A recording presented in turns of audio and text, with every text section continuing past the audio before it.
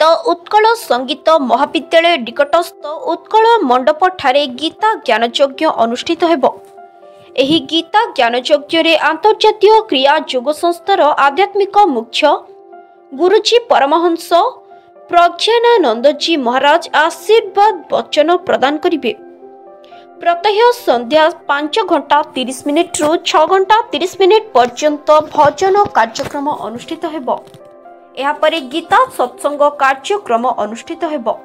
या छड़ा 6 तारीख सकाळे जयदेव विहार निकटस्थ सत्यानंद योग विद्यालय ठारे क्रिया योग दीक्षा अनुष्ठित हेबो।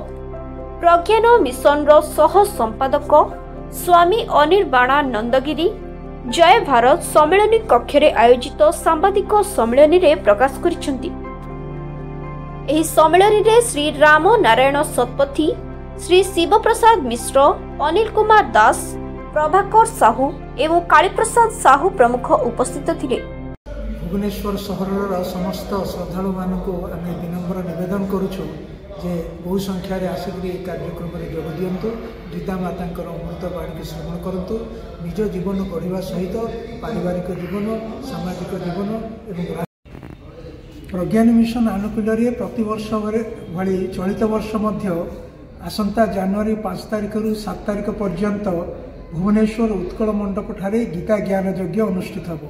यह गीता ज्ञान यज्ञ अंतर्जातीय क्रिया योग संस्थार आध्यात्मिक मुख्य परम पूज्य परमहंस प्रज्ञानंद जी महाराज श्रीमद् भगवत गीतार 4th अध्याय ज्ञान कर्म संन्यास योग उपरे प्रवचन देवे। यह कार्यक्रम प्रत्यह संध्या 5:30 आरंभ हो 6:30 पर्यंत भक्ति संगीतर कार्यक्रम रहिबो।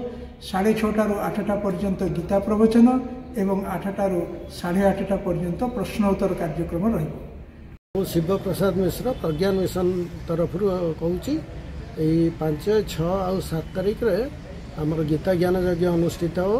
यही गीता ज्ञान यज्ञ क्रिया योगर अंतर्जातीय मुख्य आध्यात्मिक मुख्य परमहंस प्रज्ञानंद जी आसी प्रवचन देवे।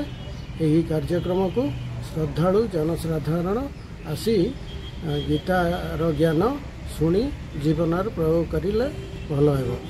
भुवनेश्वर गंगाधर रथंक रिपोर्ट, संघर्ष टीवी।